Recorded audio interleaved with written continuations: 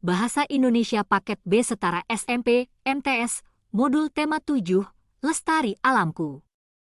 Unit 1, Ayo Peduli Lingkungan. Pada bagian ini kalian akan diajak untuk mengenali teks eksposisi, tujuan teks eksposisi, ciri umum teks eksposisi, pola pengembangan teks eksposisi, dan menyimpulkan isi teks eksposisi. Teks eksposisi. Teks eksposisi adalah sebuah teks yang berisi gagasan yang dimuat secara singkat dan padat yang bertujuan untuk memaparkan atau menjelaskan informasi-informasi tertentu agar dapat menambah ilmu pengetahuan sang pembaca.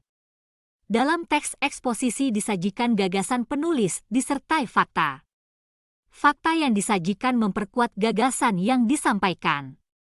Gagasan dan fakta kedua hal tersebut merupakan unsur utama teks eksposisi. Kegiatan 1 mengidentifikasi teks eksposisi. A. Mengenali unsur-unsur teks eksposisi dan pola pengembangannya. 1. Gagasan dan fakta dalam teks eksposisi. Perhatikan teks berikut ini. Bencana hidrometeorologi dapat kita minimalisir. Bencana hidrometeorologi tidak dapat dihindari oleh masyarakat Indonesia. Dampak dari bencana ini menyebabkan kerugian sampai 30 triliun pada tahun 2017. Hal tersebut termasuk kerugian yang signifikan bagi pemerintah dan masyarakat.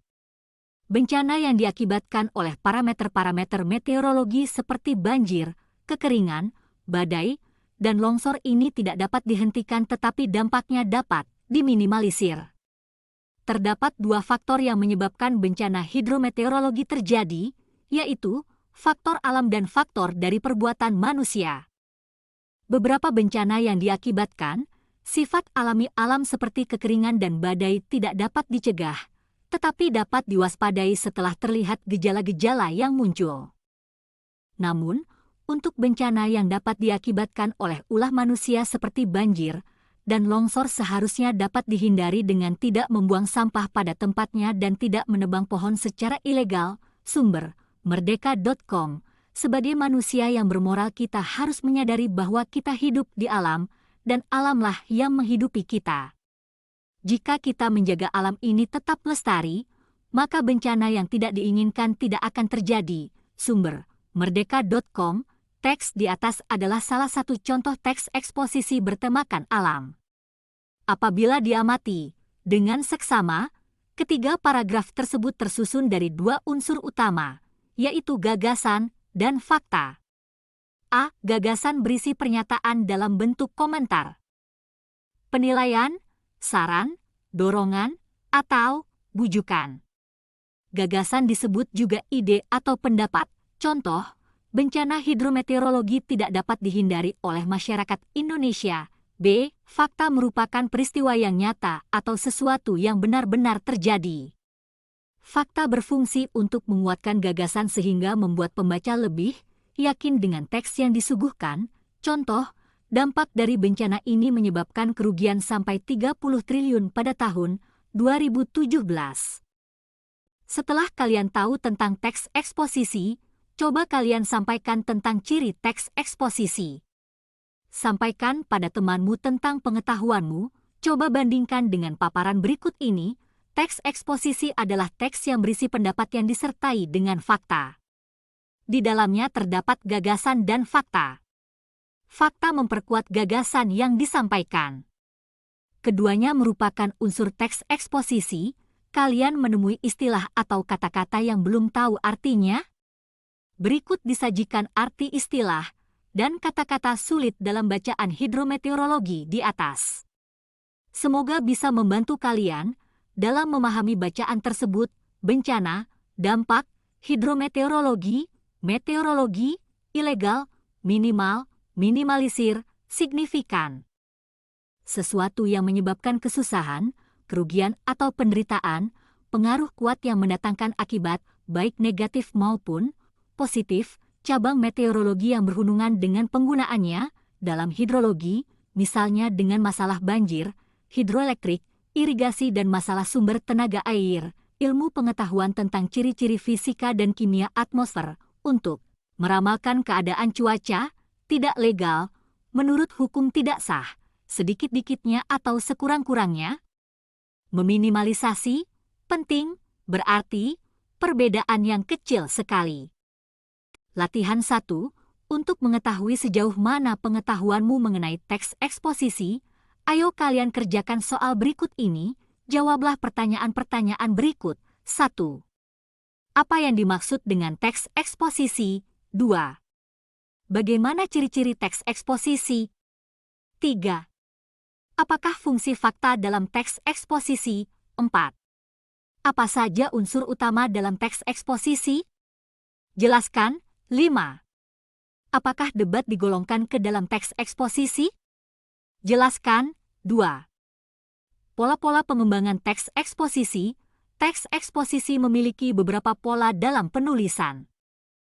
Pola-pola berikut ini menjadikan teks eksposisi menjadi lebih variatif. A. Pola umum khusus. Teks yang menggunakan pola ini menempatkan ide pokok paragraf pada awal, paragraf yang berupa ide umum. Kemudian ide-ide penjelas atau khusus diletakkan setelahnya. Pola ini disebut juga paragraf deduktif. B. Pola khusus umum. Kebalikan dengan pola sebelumnya, pola ini memunculkan ide-ide khusus terlebih dahulu kemudian diikuti oleh ide umum. Pada bagian akhir teks berfungsi sebagai kesimpulan atau rangkuman dari gagasan sebelumnya. C. Pola ilustrasi. Pola ini bercirikan penggunaan ilustrasi di dalam penyajian teks eksposisi.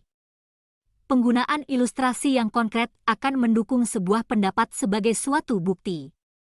D. Pola perbandingan. Pembaca perlu diyakinkan mengenai suatu pendapat. Oleh karenanya, perbandingan dihadirkan untuk memberikan kesan kebenaran terhadap suatu pendapat. Jadi, pembaca dapat secara yakin menerima pendapat kita yang dituangkan dalam gagasan umum dan diperjelas dengan gagasan penjelasnya. Latihan 1. Untuk mengetahui sejauh mana pengetahuanmu mengenai teks eksposisi, ayo kalian kerjakan soal berikut ini, jawablah pertanyaan-pertanyaan berikut. 1. Apa yang dimaksud dengan teks eksposisi? Teks eksposisi adalah sebuah teks yang bertujuan untuk memberi informasi dan pengetahuan kepada pembaca. 2. Bagaimana ciri-ciri teks eksposisi? Ciri-ciri teks eksposisi adalah informatif, mengandung gagasan dan fakta. 3. Apakah fungsi fakta dalam teks eksposisi? Fakta berfungsi sebagai penguatan pendapat agar pembaca semakin meyakini penjelasan yang dipaparkan teks. 4. Apa saja unsur utama dalam teks eksposisi? Jelaskan, unsur utama dalam teks eksposisi adalah gagasan, pendapat, komentar, penilaian terhadap isu, fakta, kenyataan yang dihadirkan untuk mendukung gagasan. 5. Apakah debat digolongkan ke dalam teks eksposisi? Jelaskan, ya. Di dalam debat terdapat pengungkapan gagasan dan fakta, sedangkan kedua hal tersebut adalah unsur utama di dalam teks eksposisi. Latihan 2. 1. Bacalah teks eksposisi berikut ini. Lingkungan bersih hidup sehat. Lingkungan bersih hidup sehat mempunyai arti lingkungan yang jauh dari kondisi yang menimbulkan penyakit. Lingkungan yang bersih akan menunjang terwujudnya hidup sehat. Makna dari lingkungan bersih hidup sehat ialah lingkungan yang kita tempati, memberikan kesan baik terhadap indera dan memberikan makna kesehatan. Lingkungan yang ditempati dapat mendukung dan mempengaruhi kehidupan diri manusia. Jika lingkungan yang ditempati, masyarakatnya membiasakan hidup sehat, tentunya ini akan menimbulkan kesan yang baik bagi diri sendiri dan masyarakat. Tetapi, sebaliknya jika Anda tinggal di sekitar masyarakat yang membiasakan hidup kotor dan suka mabuk-mabukan, hal ini akan mempengaruhi psikis dan mental Anda. Di Indonesia tercatat perbandingan 20% dan 80% antara orang yang sadar kesehatan lingkungan dan tidak. Kondisi seperti ini jika dibiarkan saja akan membuat lingkungan terjangkit oleh berbagai penyakit. Sebagai warga negara yang baik, kita harus meningkatkan kesadaran lingkungan sehat karena lingkungan seperti ini dapat berpengaruh positif pada generasi penerus kita. 2. Analisislah teks tersebut dan sajikan dalam format berikut ini. Judul gagasan umum, gagasan khusus, fakta. Jawaban analisisnya adalah judul lingkungan bersih hidup sehat, gagasan umum, lingkungan bersih hidup sehat, gagasan khusus. lingkungan yang bersih akan menunjang terwujudnya hidup sehat. Fakta, Indonesia tercatat perbandingan 20% dan 80% antara orang yang sadar kesehatan, lingkungan dan tidak. 3. Tentukan pola pengembangan tiap paragraf dalam teks eksposisi di atas. Jawabannya adalah kesimpulan teks eksposisi. Kesimpulannya adalah lingkungan yang bersih menciptakan hidup-hidup sehat. Saya sangat setuju dengan apa yang telah dipaparkan di dalam teks tersebut. Agar kita dapat hidup sehat, kita harus menciptakan lingkungan yang bersih. Kegiatan 2 menyimpulkan isi teks eksposisi. A. Menyimpulkan isi teks eksposisi dari gagasan umum. Dalam menyimpulkan isi teks bisa dimulai dari menentukan gagasan umumnya. Gagasan, umum atau ide pokok menjadi dasar untuk mengembangkan suatu paragraf. Beberapa teks meletakkan gagasan umum di awal paragraf, tetapi tidak sedikit pula yang meletakkannya di akhir paragraf. Keberadaan gagasan umum ini kemudian akan dijabarkan oleh gagasan-gagasan khusus yang mendahului atau mengikutinya. Perhatikan contoh berikut ini, cuplikan teks eksposisi.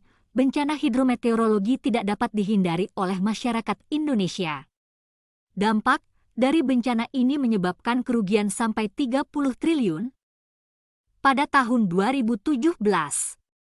Hal tersebut termasuk kerugian yang signifikan bagi pemerintah dan masyarakat. Cobalah cermati penjelasan ini. Bagian yang bercetak tebal merupakan gagasan umum paragraf. Beberapa kalimat yang mengikutinya merupakan gagasan khusus atau penjelas. Terdapat hubungan antara gagasan umum dan gagasan khusus. Gagasan khusus menjelaskan gagasan umumnya. Gagasan umum merupakan gagasan yang penting dalam teks. Gagasan penting yang mencakup isi seluruh teks merupakan gagasan umum dari teks tersebut. Jadi untuk menyimpulkan isi teks dilakukan dengan cara menentukan gagasan umum tiap paragraf, kemudian tulis simpulkan isi teks berdasarkan gagasan umum tersebut dengan kalimat sendiri. Selamat mencoba. B. Jenis-jenis paragraf berdasarkan letak gagasan umumnya. Berdasarkan letak gagasan umumnya, paragraf terbagi ke dalam beberapa jenis. A. Paragraf deduktif. Paragraf deduktif adalah paragraf yang gagasan umumnya terletak di awal paragraf. Gagasan umum terdapat dalam kalimat utama.